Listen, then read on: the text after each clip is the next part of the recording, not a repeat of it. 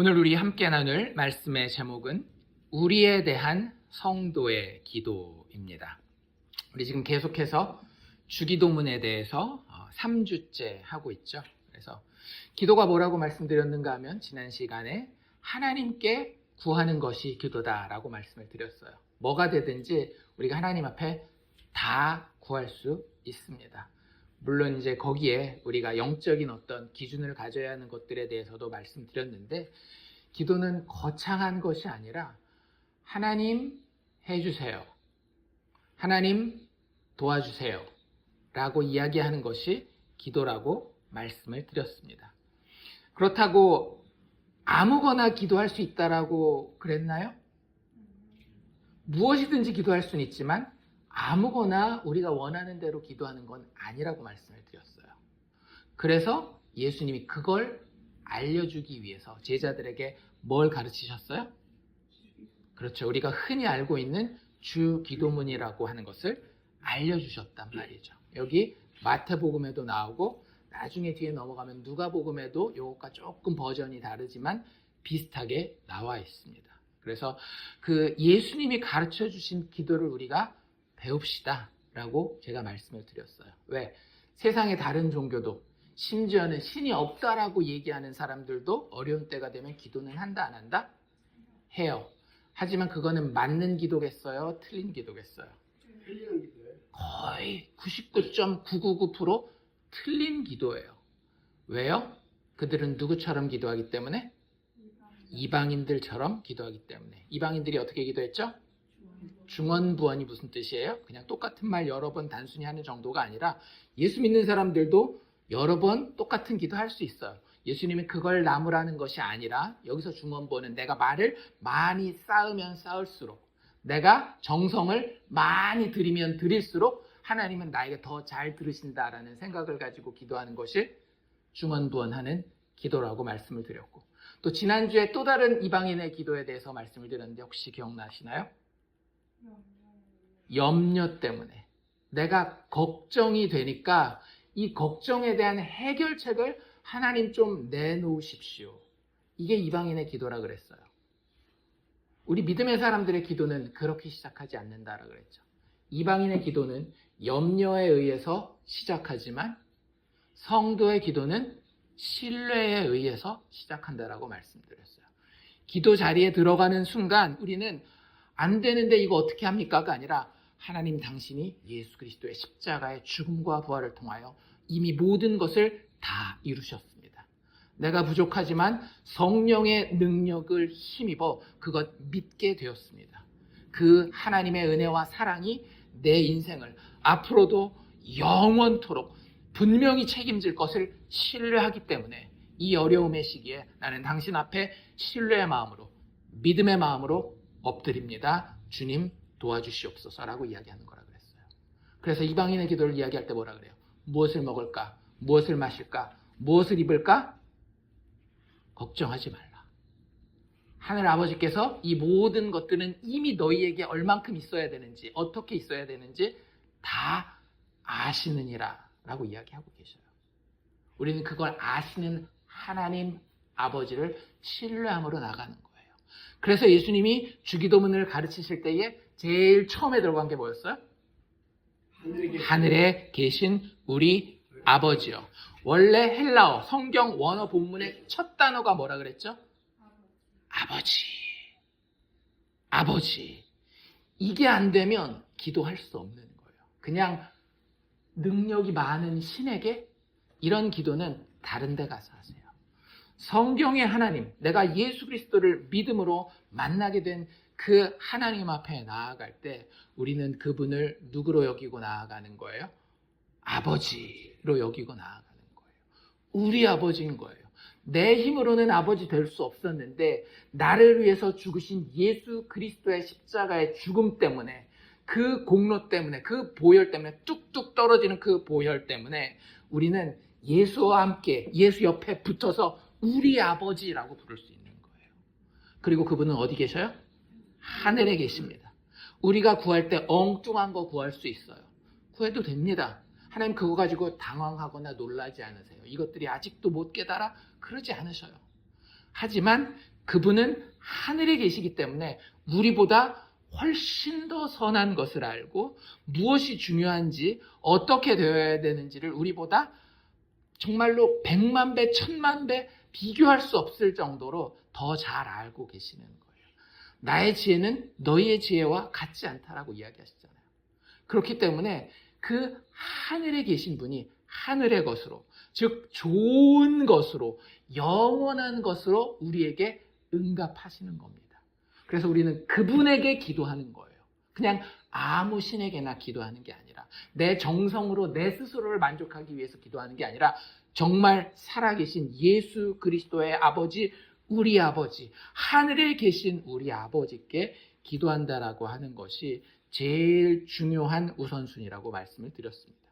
그리고 나서 지난주에는 무슨 이야기를 드렸는가 하면 지난주와 이번 주가 같은 내용을 하게 될 텐데요.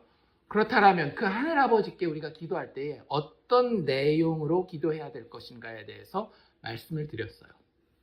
복습을 하면서 오늘 본문으로 넘어가 보도록 합시다. 지난주 이야기가 뭐였는가 하면 이름이 거룩히 여김을 받으시오며 나라의 임하옵시며 뜻이 하늘에서 이룬 것 같이 땅에서도 이루어지이다. 이 세 가지의 공통점이 뭐라 그랬어요? 다 하나님에게 이야기하는 거였어요. 하나님의 뜻, 하나님의 나라, 하나님의 이름. 이 세 가지 다. 그래서 우리 한국어 성경에는 나와 있지 않지만 영어 성경에는 뭐라고 되어 있는가 하면 이걸 그대로 읽으면 당신의 이름이 거룩히 여김을 받으시오며 당신의 나라가 임하시오며 당신의 뜻이 하늘에서 이루어진 것 같이 땅에서도 이루어지이다. 다 당신 이야기하고 있죠. 여기서 당신이 누구예요? 하나님 아버지를 이야기를 하는 겁니다.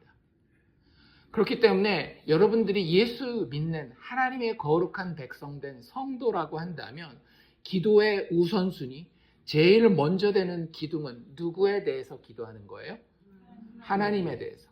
하나님 당신에 대해서 이렇게 이루어 주십시오 라고 기도해야 되는 거예요. 그 기도가 없다면 우리는 미신적인 이방인의 기도를 하고 있는 겁니다. 한 주간 동안 그렇게 기도하고 오셨나요? 하나님의 이름이 이렇게 될 수 있도록 역사하십시오. 명령하는 거예요. 이게 명령문이거든요. 하나님의 나라가 반드시 이 땅에 임해야 합니다. 임하시옵소서. 하나님 당신의 뜻이 하늘에서 이미 완성된 거 압니다. 그런데 이 땅에서 아직 내가 못 보는 부분이 있는데 그 부분에 있어서도 당신의 뜻이 하늘에서 완벽하게 이미 이루어진 것처럼 이루어지기를 원합니다. 하나님 이루시옵소서라고 하나님께 명령하는 기도를 하십시오. 그게 우리의 기둥의 가장 우선순위가 되는 기둥이라고 하는 거예요. 예수 그리스도가 우리 안에 거하시고 그 말이 우리 안에 거할 때에 우리는 하나님을 향하여 우리 주인 되는 예수를 향하여 믿음과 사랑을 품을 수밖에 없고 그 제대로 된 올바른 성령의 이끌림을 받는 믿음 가운데에서는 자연스럽게 이런 우선순위를 가지고 기도할 수밖에 없다라고 하는 겁니다. 염려가 우리의 걱정이 기도의 근거가 되는 것이 아니라 예수 그리스도의 십자가의 죽음과 부활을 통해 나의 아버지가 되시는 그 하나님 자체가 그분의 이름과 그분의 나라와 그분의 뜻이 내 기도의 근거가 된다라고 하는 겁니다. 그래서 앞에 세 가지는 하나님 이렇게 하십시오라고 하는 하나님에 대한 기도가 있었어요. 그리고 뒤에 세 가지를 이제 오늘 할 겁니다. 뒤에 세 가지가 뭐였어요? 오늘날 우리에게 일용할 양식을 주옵시고 우리가 우리에게 죄 지은 자를 사하여 준 것 같이 우리 죄를 사하여 주옵시고 우리를 시험에 들게 하지 마옵시고 다만 악에서 구하옵소서. 몇 가지예요? 세 가지죠. 이 세 가지의 공통점은 뭘까요? 우리예요. 보셨어요? 지난번 세 가지는 다 뭐가 들어갔다라고요? 당신, 당신, 하나님에 대한 기도였다라고 한다면 오늘 우리가 이야기하게 될 세 가지는 우리에 대한 기도입니다. 그래서 사실 우리가 내 기도를 좀 살펴볼 필요가 있어요. 기도한다라고는 하죠. 물론 많이 안 하는 거 압니다. 근데 기도할 때 기왕 할 거면 예수님이 하라는 대로 순종해서 해야 될 거 아니에요. 언제까지 똥꼬집 부리면서 나는 내가 하고 싶은 대로 기도하겠습니다라고 기도하겠어요. 예수님이 오죽하면 그걸 이방인의 기도라고 이야기하고 외식하는 자의 기도라고 이야기를 하겠어요. 주님이 가르쳐 주신 대로 듣고 겸손하게 내 기도도 예수님이 말씀하시는 그대로 만들어가는 겁니다. 부족하더라도. 내가 말을 유창하게 잘할 필요 없어요. 기도는 주님이 우리에게 주신 대로 순종하면서 하면 되는 것인데 오늘 우리가 이야기할 세 가지는 우리가 우리 스스로에 대해서 이렇게 기도하라고 예수님이 알려주셨다라고 하는 겁니다. 그래서 이 이야기를 조금 더 자세히 볼 텐데 그 전에 제가 먼저 말씀드리고 싶은 건 뭐냐면 기도 이런 이야기를 하잖아요. 기도, 그 다음에 말씀 생활 이런 얘기를 하면 많은 경우 어떤 위험이 있는가 하면 이게 성경 공부의 내용이 됐건 설교의 내용이 되었건 율법주의로 돌아가기가 쉽습니다. 무슨 얘기냐면 예수 믿으면 이런 거 해야 되는구나. 11조 해야 되는구나. 교회 봉사 이렇게 해야 되는구나. 기도는 몇 분 해야 되는구나. 성경은 하루에 몇 장 읽어야 되는구나. 자꾸 여기로 나아가려고 하기 때문에 다시 한번 우리의 시선을 올바른 중심으로 가지고 온 다음에 이 세 가지에 대해서 설명합시다. 자, 성경은 누구에 대한 이야기라 그랬어요? 예수님에 대한 이야기라 그랬습니다. 구약 성경도 예수님에 대한 이야기고요. 신약 성경도 예수님에 대한 이야기예요. 헌금이라고 하는 것도 나중에 혹시 저희가 살펴볼 기회가 된다라고 한다면 예수님이 어떤 분이신지, 예수님이 어떻게 죄인을 구원하셨는지에 대해서 드러내기 위한 것이 헌금이고, 우리가 말씀을 읽는다라고 하는 것도 지식을 가지고 암송하고 다른 사람한테 자랑하기 위해서가 아니라 이 안에서 누구를 만나기 위해서 그런 거예요? 예수를 만나기 위해서 그런 거예요. 우리가 구약의 인물들도 살펴봤었잖아요. 그렇죠? 아담을 살펴보고 아벨을 살펴보고 노아를 살펴보고 아브라함을 살펴본 이유가 뭐였어요? 거기서 예수님을 만나기 위한 거였어요. 아담이 이렇게 잘했으니까 나는 이거 따라야 되겠다. 아브라함이 이런 믿음의 조상이니까 나도 이런 위대한 믿음의 조상이 되었다가 아니라 거기에 보면 얼마나 어리석고 잘못된 이야기들도 많이 나와요.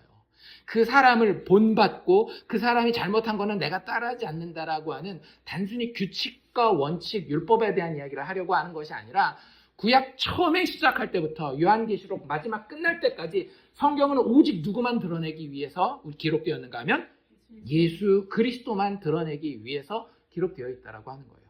그럼 다시 우리 주제로 돌아와 봅시다. 기도는 왜 존재할까요? 예수 만나기 위해서. 예수를 더 얻기 위해서 존재하는 것이 기도라고 하는 겁니다. 기도의 내용에 대해서 지난주 이번주 하고 있잖아요. 결국 기도에서 구하는 게 뭔지 아십니까? 우리는 기도할 때 뭐든지 다 구해도 된다 그러니까 우리의 건강의 문제도 구하고 우리의 커리어의 문제도 구하고 우리의 돈의 문제도 구하고 우리의 자식 새끼의 문제도 구하고 이런 거라고 생각하는데 예수님이 가르치신 기도를 잘 살펴보면 결국 기도해서 구하는 건 뭐냐면 예수에 대해서 구하는 겁니다. 왠지 아세요? 우리가 죄인이기 때문에 그래요. 죄인이 사는 길은 병 고침을 받는다고 살지 못해요. 죄인이 사는 길은 돈 많이 벌고 물질적으로 풍요하다고 살지 못해요. 죄인이 사는 길은 세상에서 존경받는 위치까지 올라가서 성공한다라고 살지 못해요. 죄인이 사는 길은 단 하나입니다. 내가 곧 길이요 진리요 생명이니 나로 말미암지 않고는 아버지께로 올 자가 없느니라. 예수만이 죄인이 사는 유일한 길이기 때문에 너희들 하나님께 구해. 좋은 걸 구해. 나쁜 거 구하지 말고 하나님 마약 좀 할 수 있게 도와주세요. 마약이 요즘에 너무 비싸네요. 마약하면 내가 기분이 너무 좋은데 마약 좀 할 수 있게 기도해 주세요. 기도하니까 좀 주세요. 그럴 수 있어요? 없어요? 없잖아요. 기도할 때 뭘 구하는 거예요? 좋은 거 구하는 거예요. 근데 가장 좋은 게 뭐라고요? 예수라고요. 그래서 예수님이 가르치신 기도는 사실은 다 예수를 구하는 기도입니다. 첫 번째 세 가지가 뭐였더라고요? 이름을 구하고 나라를 구하고 뜻을 구했잖아요. 하나님 당신의 이름과 당신의 나라와 당신의 뜻을 내가 구합니다. 그것을 체험할 수 있기를 원하고 그게 아직 내 삶에 내가 보는 이 세상 가운데 완전하게 이루어지지 않았는데 그것이 내 마음에 미칠 정도로 답답하오니 하나님 지금 이루어 주시옵소서라고 구하고 있잖아요. 어떤 사람들은 그걸 정치적인 문제로 해결합니다. 하나님께서 예수 믿는 대통령을 뽑아가지고 장로 대통령 만들어가지고 이 세상에 하나님 나라가 이루어지고 하나님의 뜻이 이루어지는 공평과 정의와 모든 사람들이 재산을 다 나눠 쓰는 그런 세상으로 이루어지기 위해서 우리가 기도해야 된다. 그리고 나가서 우리가 사회운동해야 된다 막 이래요. 그렇지 않아요. 여기서 구하는 건 다 예수 구하는 거예요. 그의 이름을 구한다라는 게 뭡니까? 다른 그 어떤 신도 가지지 못한 하나님의 이름만이 드러내는 영광이 있다라는 거예요. 다른 신이 가지지 못한 성경의 하나님, 언약의 여호와만 가진 유일한 독특성이 뭐예요? 예수 그리스도 아닙니까? 다른 신들에게 가장 중요한 것은 능력이요 힘이에요.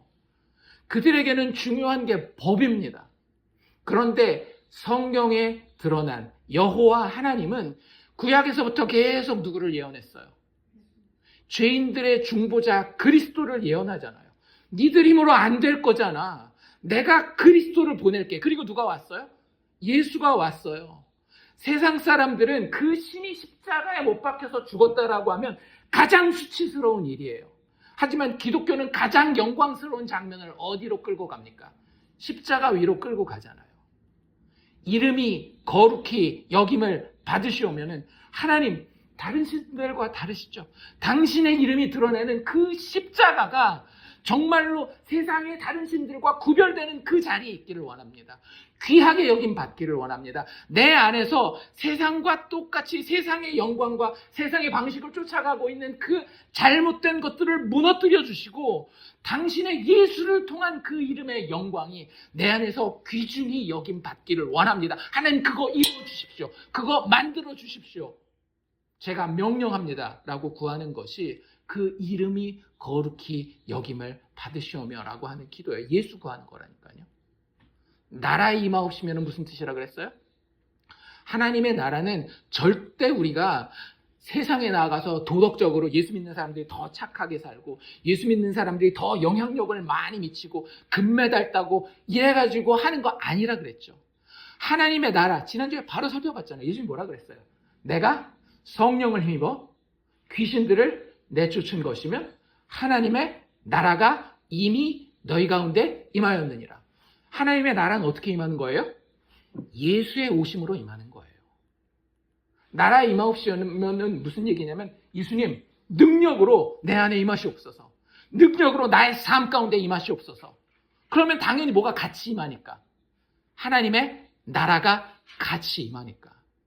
당신의 나라가 임하시옵소서, 당신의 나라가 오시옵소서라고 하는 것은 예수님이 내 안에 오시옵소서. 이미 오셨지만 그것 내가 부족해서 더 구합니다. 오늘도 또 구합니다. 라고 예수의 임하심을, 예수의 권능의 임하심을, 예수의 권능의 역사하심을 구하는 것이 그 나라가 오시기를 구하는 거예요. 마지막 뭐 있었어요? 뜻이 하늘에서. 당신의 뜻이 하늘에서 이룬 것 같이. 하나님의 뜻이 뭡니까? 죄인이 자격 없고 능력 없는 죄인이 구원받는 거예요. 그래서 하나님 앞에 존귀한 자가 되는 겁니다. 여러분들 자식이 별거 아닌 것 같아도 자식이 능력 없을 때에도 그 자식이 뭐만 조금만 잘 되면 마음에 큰 기쁨과 보람이 있는 것이 부모잖아요. 하나님의 마음이 똑같은 거예요. 이 자식이 아직 능력이 없어요. 스스로 걸을 수도 없고 아장아장하다가도 금방 넘어져요. 하지만 그 자녀가 걸을 때에 참 잘했다라고 박수 쳐주고 싶은 게 하나님 아버지의 마음인 거예요. 근데 그게 우리에게서 제대로 돼요, 안 돼요? 안 돼요. 하나님의 마음에는 만들고 싶은 자녀의 모습이 있지만 우리가 죄인이기 때문에 우리의 능력이 부족하여서 우리의 의지가 부족하여서 그것이 되지 않아요. 그럴 때 하나님은 어떻게 하시는 거예요? 하나님이 가지고 계시는 예수 그리스도의 의를 우리에게 그대로 전가시켜 주시는 거예요. 예수 그리스도를 믿는 믿음 하나만 보고 너는 참 좋다, 의롭다, 귀하다라고 이야기하셔서 우리를 그 자격과 능력이 안 되는데도 그 자리에 세워서 그렇게 되도록 만들고야 마는 것이 하나님의 뜻이라고 하는 거예요. 그게 종말론적인 입장에서는 하나님의 마지막 그림 안에서는 이미 완성이 돼 있어요, 안 돼 있어요? 이미 완성이 돼 있어요. 하나님은 시간 안에 멈추시는 분이 아니기 때문에 시간 너머에서 이미 완성된 우리의 거룩하고 존귀한 모습을 다 보고 계시단 말이에요. 아직 이루어지지 않은 장소가 어디예요? 여기 시간과 공간 안에 묶여있는 우리의 인생이란 말이에요. 여기서 그 완벽하게 예수의 피 때문에 귀중하게 만들어진 그 구원의 역사가 이 땅에서도 체험되게 하여 주시옵소서가 뜻이 하늘에서 이룬 것 같이 땅에서도 이루어지이다라고 구하는 거예요. 전부 다 누굴 구하는 거였어요? 예수 구합니다. 당신의 이름의 영광을 위하여, 당신의 나라의 통치를 위하여, 당신의 뜻의 성취를 위하여 예수 주시옵소서라고 기도하는 거였어요. 그리고 오늘 우리가 이야기할 우리에 대한 기도 역시 결국 누구를 구하는 거냐면 예수 구하는 겁니다. 많은 사람들은 대개 주기도문을 이렇게 딱 둘로 나눌 때에 영적인 기도, 그 다음에 우리 육신의 필요에 대한 기도 이렇게 나눠요. 근데 그렇지 않아요. 모든 기도는 누구를 구하는 기도인가 하면 예수를 구하는 기도예요. 하나씩 진짜 그런지 안 그런지 살펴봅시다. 우리가 지난주에 살펴봤던 그 세 가지가 하나님을 묵상하면서 예수를 구하는 기도였다라고 한다면 오늘 우리가 살펴볼 세 가지 기도는 우리의 일상을 묵상하면서 예수를 구하는 겁니다. 다시 한번 우리가 두 가지를 묵상하는데 하나는 하나님을 묵상하면서 예수를 구할 수가 있고요. 또 하나는 뭘 묵상하면서? 우리의 일상을 묵상하면서 예수를 구하는 것에 대한 기도를 예수님이 오늘 가르쳐주고 계셔요. 우리가 일상생활을 살아가죠. 뭐하고 사나요? 일하고, 먹고, 마시고, 자고, 놀고 뭐 그러잖아요. 그런데 그 일상이 우리에게 왜 주어졌다라고 생각하세요? 제가 늘 드리는 말씀이잖아요. 우리가 예수 안 믿다가 예수 믿게 됐어요. 그럼 제일 좋은 게 뭡니까? 그냥 인간의 논리로 생각했을 때 그게 10살 때가 됐건 80살 때가 됐건 예수 딱 믿는 순간 확 죽어서 천국 가는 거예요. 못하라 이 땅에서 이 땅에 남아가지고 볼 걸 못 볼 걸 다 보고 있어요. 근데 하나님이 우리가 예수 믿으면 바로 천국으로 데려가셔요? 아니면 남겨두셔요? 남겨두셔요. 왜요? 예수 만나보고 오라고. 예수를 이 육체로 체험하고 오라고. 그 이상도 이하도 아닙니다. 우리의 인생은 돈 많이 버는 것도 아니고 행복한 가정을 꾸리는 것도 아니고 후세에 엄청 업적을 남기는 것도 아니에요. 우리의 인생은 예수를 만나고 예수를 체험하고 예수의 사랑 가운데 감격하다가 돌아가면 되는 거예요. 그게 우리의 인생입니다. 예수 믿는 사람들이 그걸 다 놓치기 때문에 인생을 염려하면서 사는 거예요. 염려하고 걱정될 수는 있어요. 우리 육체를 가졌기 때문에 육체의 생명이 위협받는 곳에서 우리의 호르몬이 작용을 해요. 그걸 부정하는 거 아니에요. 하지만 우리는 육체를 가지고 사는 존재들이 아니라 더 이상은 영적인 존재들입니다. 성령에 이끌려서 사는 자들은 그런 것들이 있음에도 불구하고 그걸 이겨내고 사는 거예요.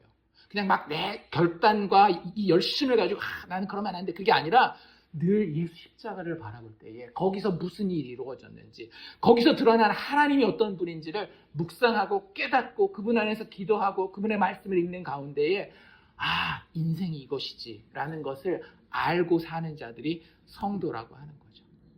그래서 그런 의미에서 일상이라고 하는 것은 우리에게 주어진 이유가 있는데 그게 뭐냐 하면 우리의 육체는 그냥 두면 살아요, 죽어요?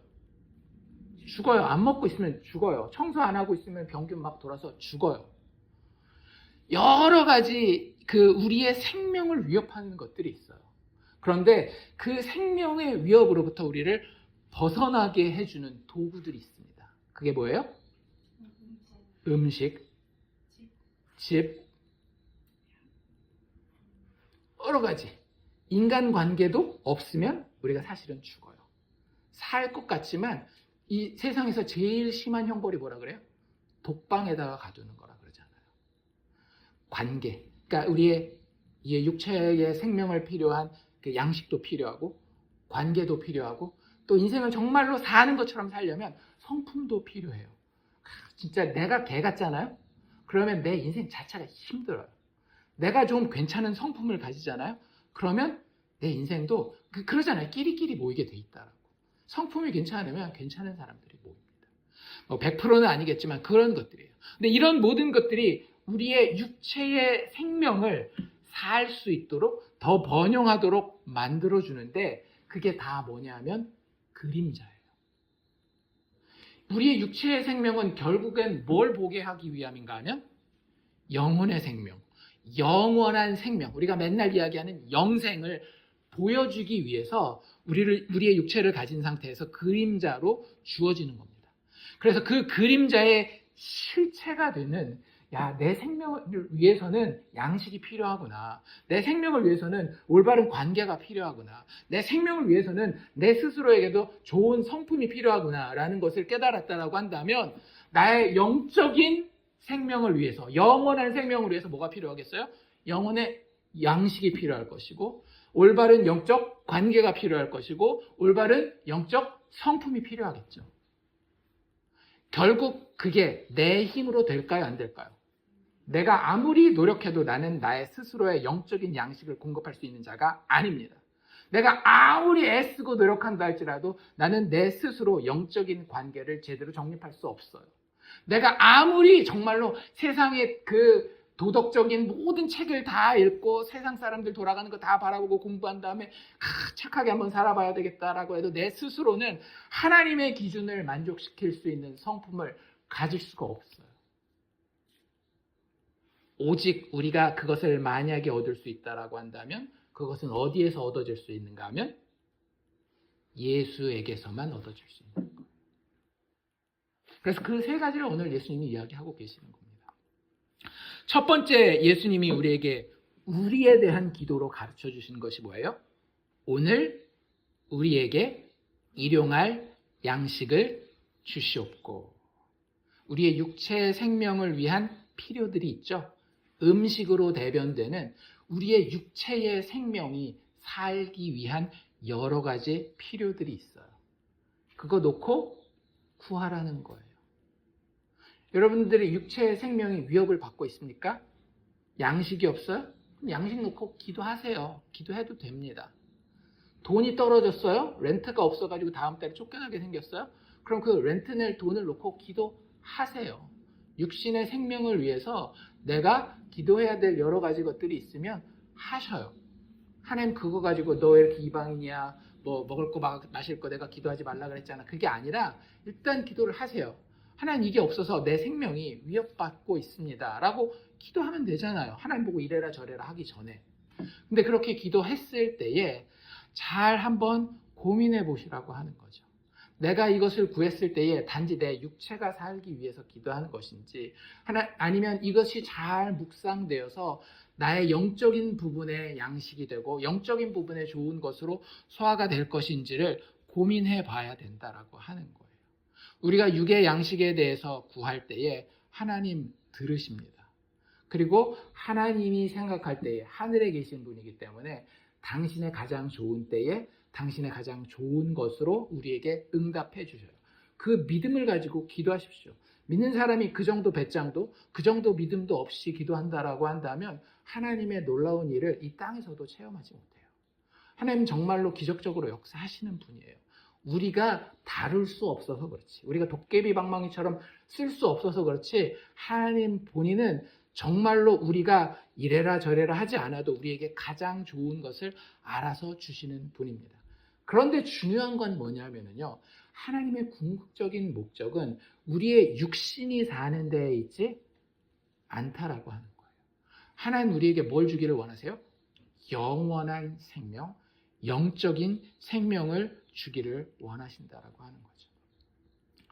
그래서 이런 것들을 구하는 거 하나님 절대 우리에게 너 왜 그런 것들을 구했어? 그렇게 이야기하지 않으셔요. 왜냐하면 여기 쓰이는 단어를 잘 보면 오늘날 우리에게 일용할 양식이라는 단어를 쓰고 있잖아요. 영어 성경에는 이 양식이라는 단어가 뭐로 번역되어 있는가 하면 브레드라고 되어 있습니다. 빵이라고 돼 있어요. 떡. 우리 한국식으로 얘기하자면 밥이라고 돼 있어요. 그래서 오늘날 우리에게 일용할, 오늘 하루 먹을 밥을 주시옵고, 이게 한국적인 번역이고, 미국 사람들, 서양 사람들은 오늘날 우리에게 일용할 빵을 주시옵고, 이런 얘기예요. 근데 어떤 목사님 그런 얘기를 하시더라고요. 잘 읽어보세요. 여기 나오는 이 빵이라는 말, 떡이라는 말, 밥이라는 말은 케이크라는 단어랑은 다릅니다. 무슨 얘기예요? 케이크랑 빵의 차이가 뭐죠? 케이크는 안 먹어도 되는 거예요. 맛있긴 하지만 안 먹어도 되는 거예요. 흔히 이야기하는 사치품? 이게 없는다고 내 생명이 위협받지는 않아요. 근데 빵은 안 먹으면, 밥을 안 먹으면 안 돼요. 우린 밥심으로 사는데. 그래서 성경이 우리에게 무시하지 않는 기도로서 가르치는 건 뭐냐면, 네 육체가 생존해야 되는데 필요한 게 있으면 얼마든지 구해도 된다라는 거예요. 물론 네가 원하는 때에 네가 원하는 방향으로 방법으로만 하나님이 응답하시진 않지만 하나님 그거 다 돌보시기 때문에 구할 수 있는 거예요. 그래서 우리는 예수님이 가르치신 이 기도에서 우리가 우리의 생명을 위해서, 육신의 생명을 위해서 모든 것을 구할 수 있구나를 깨달을 수 있어요. 그런데 거기서 멈추면 안 돼요. 왜냐하면 이 양식을, 하나님이 우리 육체의 양식을 주시는 이유가 있거든요. 혹시 이 양식과 관련되어서 구약 성경에 가장 중요하게 등장하는 사건이 뭔지 기억나세요? 구약의 광야 생활 만나 사건입니다. 40년 동안 이스라엘 백성들이 어디를 들어가요? 광야를 들어간단 말이에요. 광야에서는 내가 농사 짓고 이렇게 열매 따먹고 할 수 있어요? 없어요? 절대 없습니다. 하나님이 음식을 주시지 않으면 살 수 없는 곳이 광야였고, 하나님이 그 40년 동안 이스라엘 백성들을 먹이셔요? 안 먹이셔요? 먹이셔요. 그래서 신명기 8장 3절에 보면 이렇게 기록이 되어 있습니다. 너를 낮추시며 너를 줄이게 하시며 또 너도 알지 못하며 내 조상들도 알지 못하던 만나를 내게 먹이신 것은, 하나님이 먹이셨대요? 안 먹이셨대요? 먹이셨대라는 거예요. 니들이 잘해서 먹은 거 아니야. 하나님이 니들을 먹인 거야. 니들 거기서 하나님이 안 먹이셨으면 니들의 육체도 다 굶어 죽었어. 그런데 그게 최종 종착점이 아니라는 거예요. 만나를 너희에게 먹이신 것은, 그 다음에 이제 우리가 잘 아는 겁니다. 뭐예요? 사람이 떡으로만 사는 것이 아니요 여호와의 입에서 나오는 모든 말씀으로 사는 줄을 내가 알게 하려 하심이니라. 만나를 이스라엘 백성들은 그냥 이거 안 먹으면 죽으니까 생존을 위해서 먹었어요. 근데 그걸 먹으면서 하나님이 훈련시키고 가르치신 게 있다라고 하는 거죠. 그게 뭐예요? 나라는 존재는 하나님의 말씀을 먹지 않고는 살 수가 없구나. 그걸 가르치셨다라고 하는 거예요. 여러분들 그렇게 살고 계십니까? 하나님의 말씀으로 나를 먹여주시옵소서. 말씀을 먹는다라는 게 뭐예요?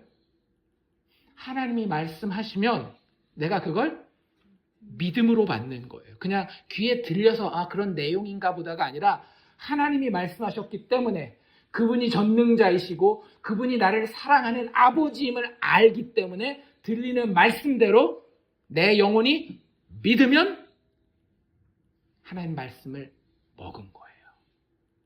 그런데 그 말씀을 요한복음에서는 누구라고 이야기하고 있어요? 예수님이라고 이야기하고 있잖아요. 육신의 양식의 목적은요, 하나님의 말씀, 그리고 그 말씀 되신 예수가 우리를 진짜 먹이신다라는 것을 알게 하기 위한 거예요. 우리의 영의 생존을 위해서는 예수 먹는 것이 반드시 필요합니다. 요한복음 6장 27절, 29절에 보면 이렇게 이야기하고 있어요. 썩을 양식을 위하여 일하지 말고. 우리가 썩을 양식을 위해서 일해요, 안 해요? 사실은 하잖아요. 근데 일하지 말라라고 하는 건 진짜 하지 말라라고 하는 율법으로 주는 게 아니라, 그거 일하지 않아도 될 만큼 너희에게는 더 중요한 양식이 있다라는 거예요. 썩을 양식을 위하여 일하지 말고 영생하도록 있는 양식을 위하여 하라. 좀 노력 좀 하라는 거예요. 열심을 내라는 거예요. 일 좀 하라는 거예요. 뭐 하기 위해서? 영생하도록 있는 양식을 얻기 위해서 일 좀 하라는 거예요. 그런데 그 양식에 대해서 예수님 뭐라고 덧붙이고 있는가 하면 이 양식은, 근데 그게 뭔지 내가 알려줘야지 니들이 일을 하든지 말든지 할 거 아니야. 이 양식은 인자가 누구예요? 예수님 본인. 인자가 너희에게 주리니. 예수님이 어떻게 양식을 우리에게 주셨어요? 성찬식 하잖아요. 십자가에 올라가셔서 당신의 살을 찢고 피를 뚝뚝뚝 흘려서 당신을 우리에게 양식으로 공급하신 것 아닙니까? 인자가 이 양식을 너희에게 주리니 인자는 아버지 하나님께서 인치신 자니라. 누구란 얘기예요? 예수님 본인. 예수님 너희에게 있는 영생하도록 있는 양식인데 그 양식 얻기 위해서 애써 일하라는 거예요. 그리고 나서 29절에 뭐라 그러는가 하면 예수께서 대답하여 이르시되 하나님께서 보내신 이 말씀 되신 예수를 믿는 것이 하나님의 일이니라. 니들이 해야 될 일은 뭐라는 거예요? 예수 믿으라고요. 예수 믿으십시오. 그냥 말로만 말고 말 안 해도 되니까 골방에 들어가서 기도하면서 내 육신의 생존에 관한 문제를 하나님 앞에 올려놓고 하나님 이것 때문에 내가 죽을 것 같습니다. 그런데 예수께서 나의 영원한 행복을 위하여, 나의 영원한 회복을 위하여, 나의 영원한 영광을 위하여 하나님이신 당신이 피 흘려 죽어주시지 않았습니까? 내가 그 예수를 믿기를 원합니다. 세상 이방인들이 염려하는 것처럼 염려하지 아니하고 예수가 나를 위하여 죽으셨다라는 그 십자가 바라보며 예수를 우걱 먹을 수 있기를 원합니다. 여러분들 예수 먹으십니까? 정말로 거의 대부분의 교회 다니는 사람들이 예수 먹지 않아요. 밥 안 먹어 보셨나요? 가끔 그럴 때가 있죠. 그럼 어때요? 밥을 안 먹었는지 알아요, 몰라요? 알죠? 그걸 모르면 이상한 겁니다. 밥 안 먹었을 때 육체의 생명을 지속시켜주는 밥을 안 먹었을 때 우리는 알아요. 그런데 영의 생명을, 영원한 생명을 지속시켜주는 예수를 먹지 않았을 때에 말씀을 통하여, 설교를 통하여, 찬양을 통하여, 기도를 통하여 예수가 내 안에 성령의 도심 가운데 막 믿어지는 그런 역사가 없는 날 내가 그러지 못했구나 라고 영적 배고픔을 느끼시느냐라는 거예요. 그 배고픔을 느끼십시오. 그리고 이렇게 기도하십시오. 오늘날 우리에게 일용할 양식을 주옵시고 양식을 위해서 기도하고 일하십시오. 왜냐하면 우리의 참 양식은 바로 예수 그리스도이기 때문입니다. 한 가지만 여기서 더 짚고 넘어가면은요. 이걸 아까 브레드, 빵, 밥이라고만 얘기할 뿐만 아니라 그 앞에 어떤 표현을 붙였는가 하면 일용할. 일용할이 뭐예요? 그렇지. 하루 사용할 거예요.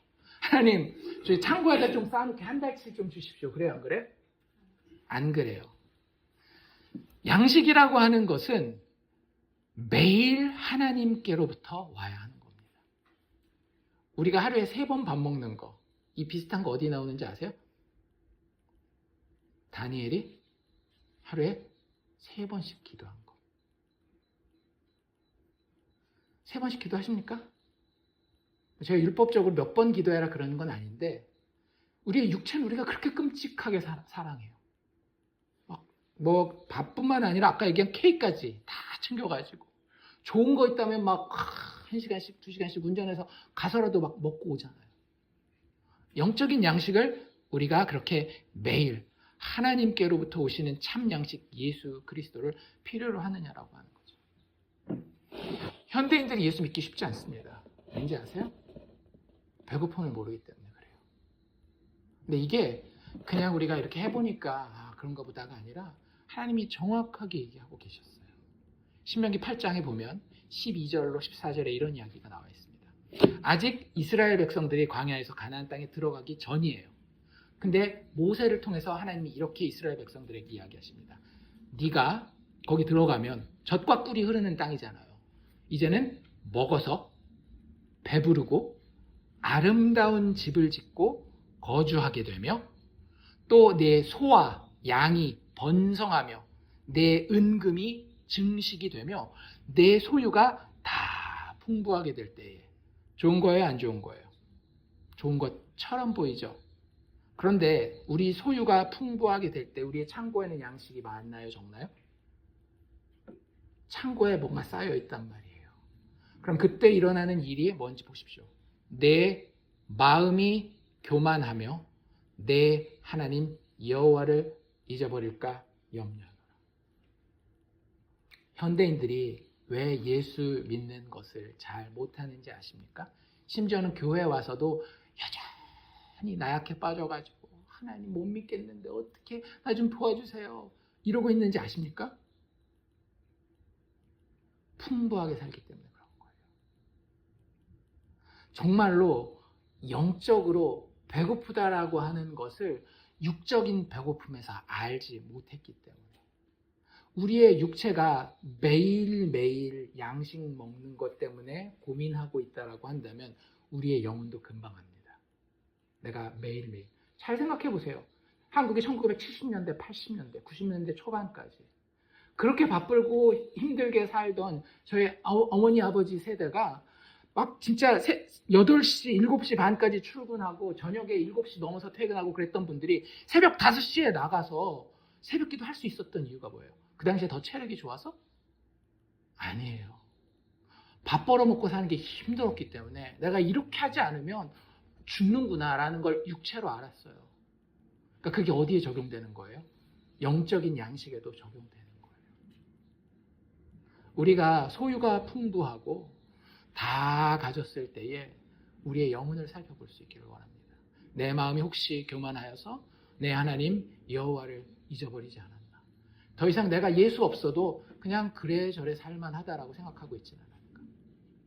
주기도문으로 이 구절을 이야기할 때마다 오늘 우리에게 일용할 양식을 주시옵고 라고 기도할 때마다 내가 정말로 예수로 배고픈가에 대해서 기억해 보실 수 있기를 원합니다. 그게 첫 번째 우리에 대한 기도로 예수님이 가르쳐 주신 거고요.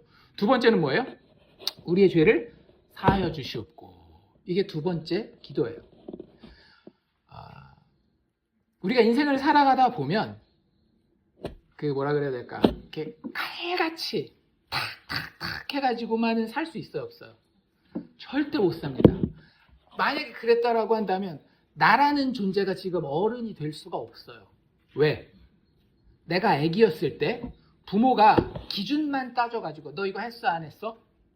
이게 깐난 애, 기저귀도 이제 아직 못 벗은 애한테 너 방청소 했어 안 했어? 너 오늘 뭐 이빨 닦았어 안 닦았어? 그게 의미가 있어요 없어요? 없죠. 애는 맨날 늘어놓기만 해요. 엄마 아빠한테 일을 가져다 주기만 합니다. 그거 뭐 하는 거예요?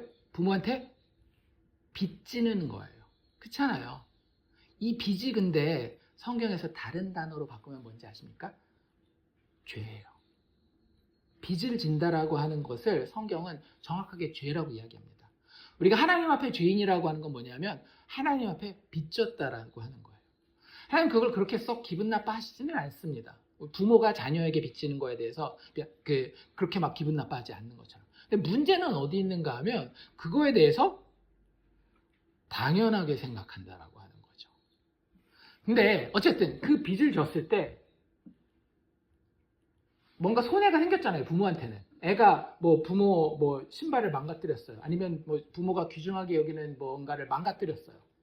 그러면 그걸 그대로 있는 그대로 공평하게 처벌하면 인간들이 서로 살아갈 수가 없어요. 그래서 그때 필요한 게 뭐냐면 용서라고 하는 겁니다.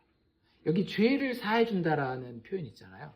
이게 성경 원어에는 무슨 뜻에 더 가까운가 하면 빚을 탕감해 주다라는 뜻과 훨씬 비슷합니다. 그래서 인생에서 우리 인생에서 관계라고 하는 것이 부드럽고 아름답게 돌아가는 데 있어서 반드시 필요한 게 뭐냐면 용서예요.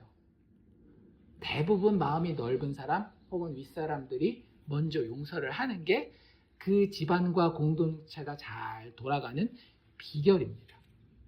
죄인들이 사는 인생이 진짜 사는 것다운 인생이 되기 위해서는 끊임없이 용서가 필요해요.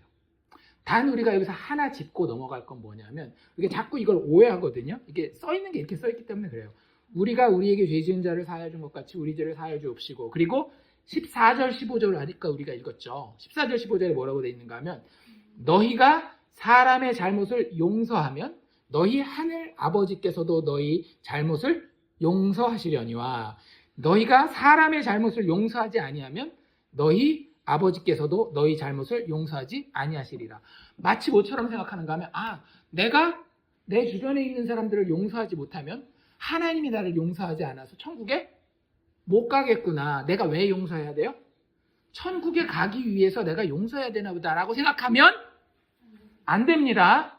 그런 뜻이 아니에요.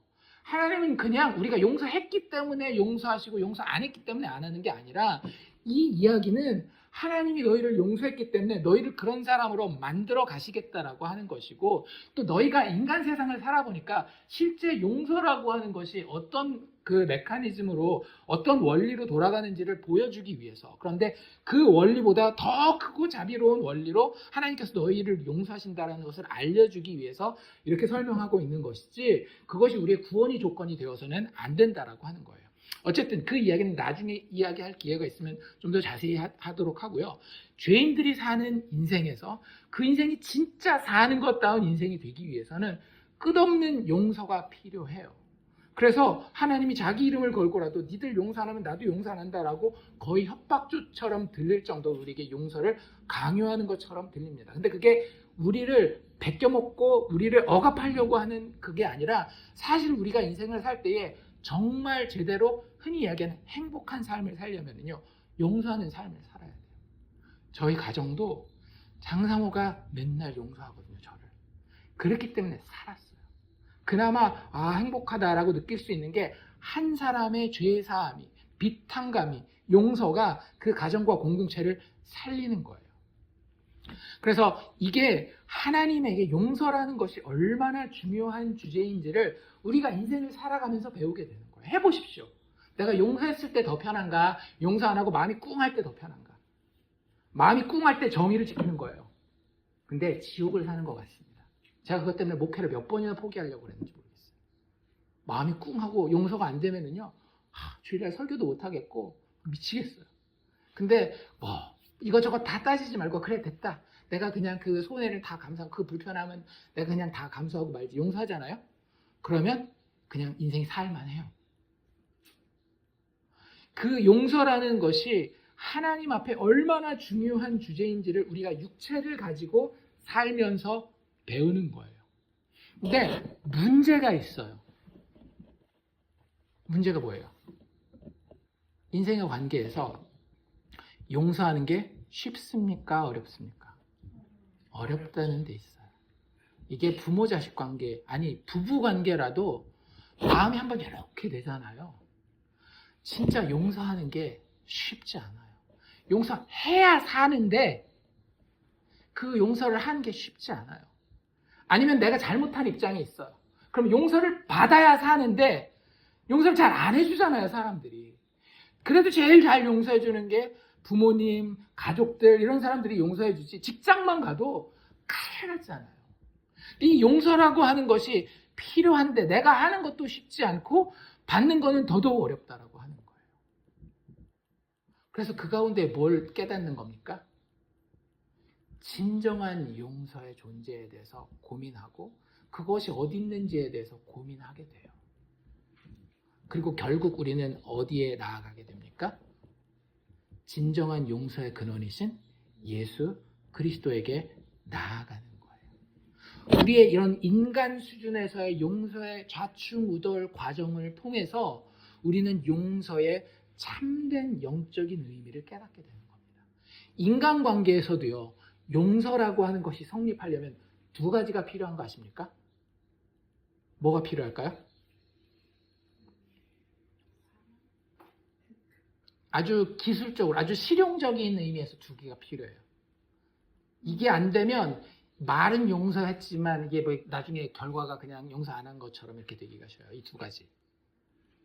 첫 번째는요, 죄와 잘못을 인정하는 게 필요합니다. 이걸 기독교적인 표현으로 뭐라 그래요? 회개가 있어야 돼요. 죄 사하면은 회개가 선행됩니다. 그래서 예수님 오시기 전에 누가 왔어요? 세례 요한이 왔잖아요. 세례 요한이 물로 세례를 주면서 뭐라 그래요? 회개하라, 천국이 가까웠느니라. 세례 요한의 세례를 뭐라 그래요? 죄 사함을 받게 하는 회개의 세례라고 얘기를 하잖아요. 그러니까 회개, 용서라고 하는 것이 있기 위해서는 제일 먼저 있어야 되는 게 인간관계에서도 마찬가지예요. 누군가를 내가 용서해주고 싶고 그 사람도 용서를 받으려면 잘못을 한 쪽에서 자신의 잘못과 죄를 인정하고 고백하는 게 필요해요. 두 번째는 뭐가 필요할까요? 그냥 받아주면 다 돼요? 예를 들어서 누가 내 차를 받았어요. 긁었어요. 기분이 안 좋다고 내 차를 확 긁었어요. 아는 사람이요. 그러면 그 사람이 다시 제정신 차리고 이제 화가 좀 가라앉아서 저한테 와가지고 내가 이거 긁어서 미안해. 내가 잘못했어. 그럼 그냥 받아주고 사랑으로 다 품어주고 그렇게 되나요? 그 사람이 나한테 갚을. 근데 그 사람이 거지예요. 아무것도 나한테 갚을 게 없어요. 그 대가와 희생, 손해를 누군가가 감수해야 됩니다. 내가 저거 긁혔어도 내 돈으로 그냥 메꾸고 말지 해야 용서가 되는 거지. 이거 그대로 보이고 있어요. 쟤는 나한테 잘못했다라고 얘기를 해요. 그래, 내가 너 용서한다. 근데 마음속으로 어때요? 계속 그거 볼 때마다 막 열불이 나죠. 그래서 두 가지가 다 필요한 거예요. 진짜 완벽한 용서가 이루어지기 위해서는 죄를 지은 쪽에서의 고백이 필요한 거고요. 죄를 인정하는 것이 필요한 것이고 그 손해를 당한 측에서의 그 손해를 감수하는 희생이 필요한 거예요. 인생을 살아보면 진짜 그렇습니다. 제대로 된 용서는 이 두 가지가 반드시 항상 같이 가요. 그게 안 된 용서들 있잖아요. 그게 안 된 용서들. 저쪽에서는 막 회개도 안 했는데 잘못했다고 안 했는데 그래 나는 용서할 거야. 난 성인군자야. 그거 반드시 어딘가 가서 내 마음이 썩고요. 저 사람이 막 얘기를 했는데도 막 받아주는 척했지만 그 손해를 어떻게 이걸 마음에 이렇게 꿍꿍 있는 사람에게서도 그런 용서가 제대로 발현되지 않아요. 이 두 가지가 반드시 동시에 있어야 되는데 이걸 가장 잘 볼 수 있는 곳이 어디예요? 십자가 밑에예요. 십자가 밑에 죄인들이 엎드려져 있는 딱 그 그림입니다. 인생을 살면서 내가 누군가에게 해코지를 당해봤어요. 그게 얼마나 싫은 일인지 알아요.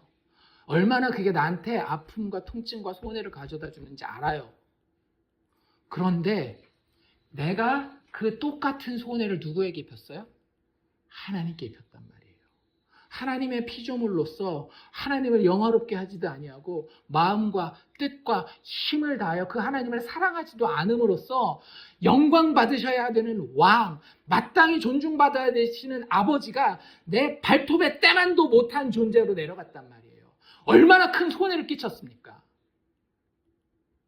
그런데 그 손해를 하나님이 신이신 그분이 이 땅에 육체를 입고 내려오셔서 십자가의 죽으심으로 자신의 생명으로 대가를 치르셨단 말이에요. 그래서 그 십자가에 엎드린 모든 죄인의 죄가 용서받게 되는 겁니다. 이 두 가지가 십자가에 존재했었기 때문에 그거 부활하는 거예요. 우리의 죄를 사하여 주시고 난 예수의 용서가 반드시 필요합니다. 그 십자가의 죄사함이 나에게 반드시 필요합니다. 내가 인간관계를 해보니까 우리가 우리에게 죄진 자를 사해 주는 거 그거 쉽지 않은데 거기 보니까 두 가지 원리가 있더군요. 그 두 가지 원리대로 내가 때로는 못한다 할지라도 날 용서해 주옵소서. 이게 주기도문에서 예수님이 우리에게 가르치신 거예요. 예수 구하는 겁니다. 예수 그리스도 십자가의 희생과 대속을 구하는 겁니다. 그래서 예수님이 여러 가지 기적들을 많이 행하시잖아요. 한 번은 그런 기적도 행했던 거 기억나세요? 중풍병자가 친구들이 이렇게 침상에다가 데리고 왔을 때에 그 중풍병자를 일으키셔요. 그러면 뭘 자랑해야 돼요? 와, 예수님 병 고칠 수 있다, 막 이런 거 자랑해야 되잖아요. 예수님 뭐라 그랬는지 잘 들어보십시오. 중풍병자가 딱 일어났을 때 그 중풍병자한테 뭐라 그러는가 하면, 소자야, 작은 자야, 내가 중풍병 다 낫다 이러지 않고, 소자야, 내 죄 사함을 받았느니라. 그러니까 옆에 있던 바리새인들이 난리가 났죠. 죄는 누구만 사할 수 있는데, 하나님만 사할 수 있는데 예수 네가 뭐길래. 그때 예수님 이렇게 얘기하셔요. 그러나 인자 누구예요?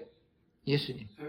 인자가 세상에서 죄를 사하는 권능이 있는 줄을 너희로 알게 하려 하노라.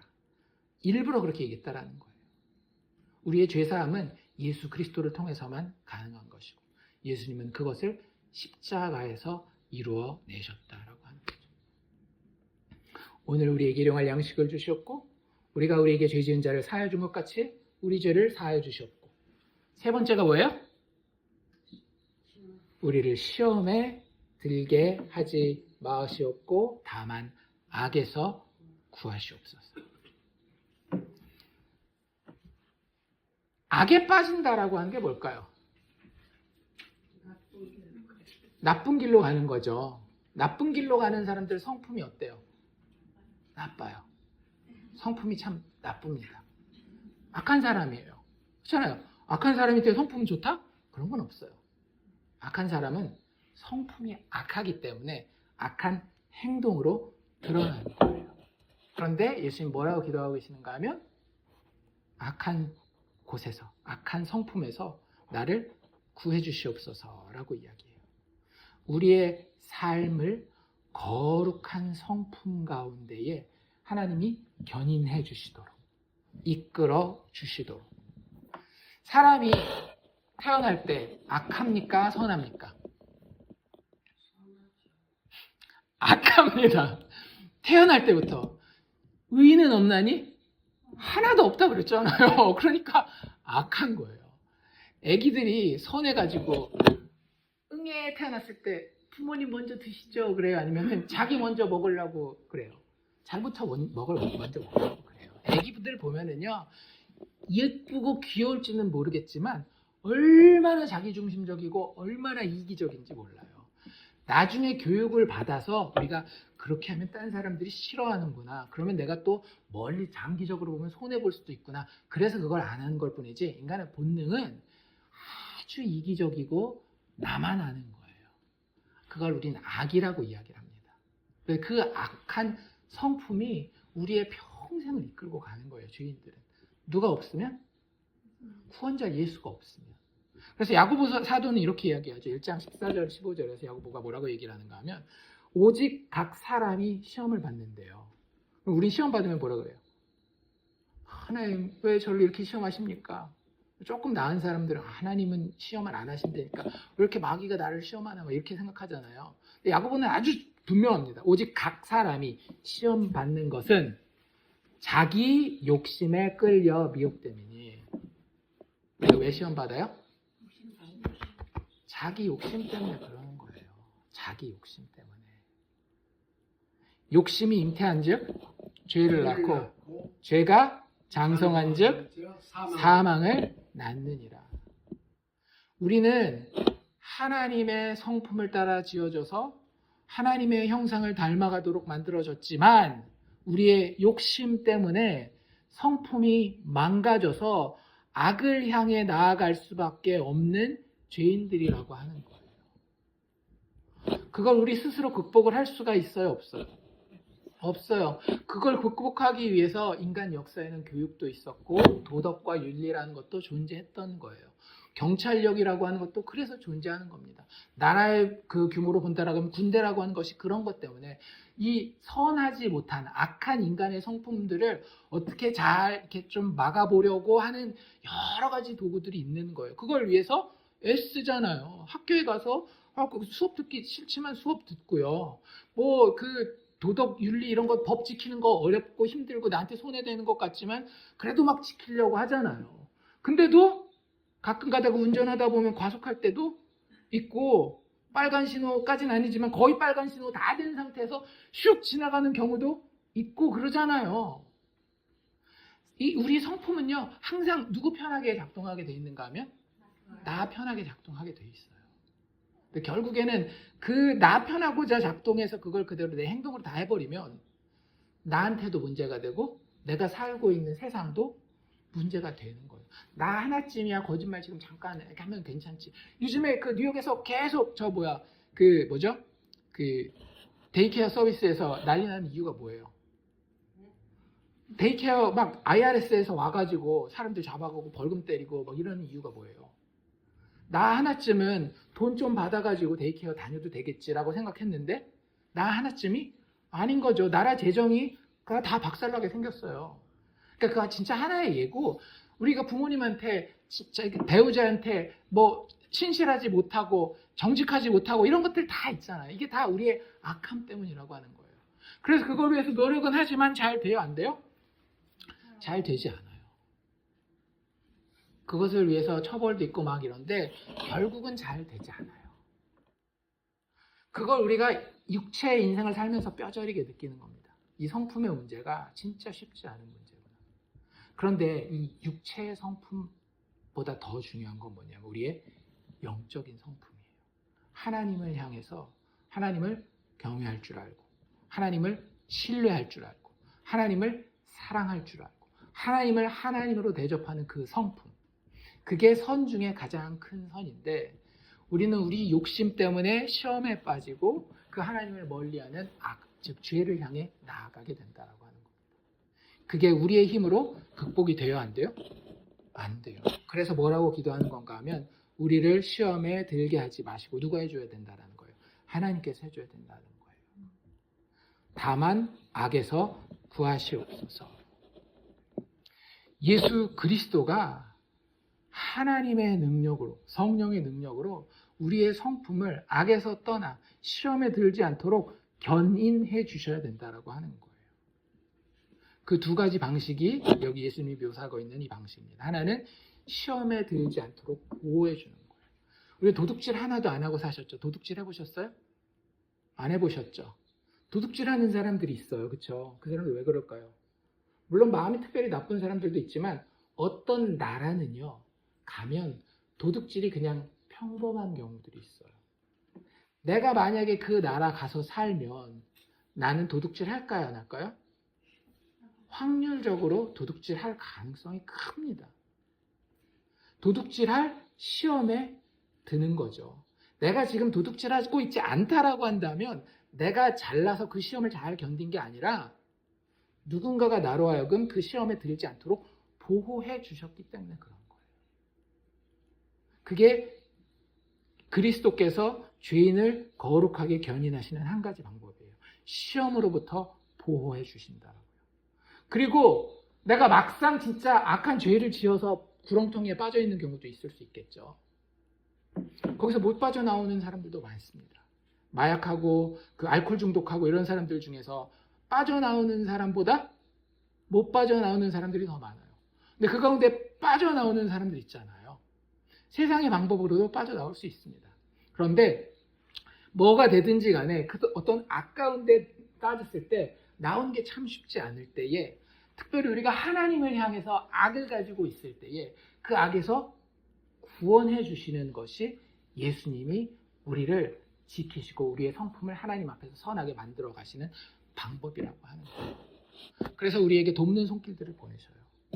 우리에게 영적인 동료들도 보내시고 영적인 리더들도 보내시고 혹은 믿지 않는 사람이지만 나에게 때에 맞는 조언들이나 어떤 그런 반응들을 보이게도 하시고, 그리고 더 중요한 건 예수님 스스로가 우리를 놓고 기도하십니다. 기억나십니까? 누가복음 22장 31절 32절에 보면 베드로에 대해서 예수님이 이렇게 얘기하셔요. 시몬아 시몬아, 보라, 사탄이 너희를 밀가부르듯 하려고 요구하였으나. 누가 우리를 요구하고 있대요? 사탄이 우리를 지옥으로, 악한 곳으로, 영원한 파멸로, 영원한 하나님의 저주 가운데로 내려가려고 요구하였으나, 요구하다, 기도했다는 얘기예요. 마귀도. 그러나 예수님 뭐라 그러셔요? 내가 너를 위하여 내 믿음이 떨어지지 않기를 기도하였노니. 예수님 우리를 위해서 기도하고 계시다라는 거예요. 그리고 우리에게도 너도 기도해. 우리를 시험에 들게 하지 마옵시고 다만 악에서 구하옵소서. 다른 말로 얘기하면 예수 그리스도의 성령의 충만함을 통하여 나의 성품이 하나님 보시기에 악이 아닌 선을 향해 달려가게 해주십시오 라고 기도하라고 예수님이 가르쳐주고 계시는 겁니다.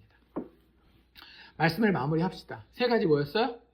오늘날 우리에게 일용할 양식을 주옵시고 우리가 우리에게 죄진 자를 사하여 준 것 같이 우리 죄를 사하여 주옵시고 우리를 시험에 들게 하지 마옵시고 다만 악에서 구하옵소서.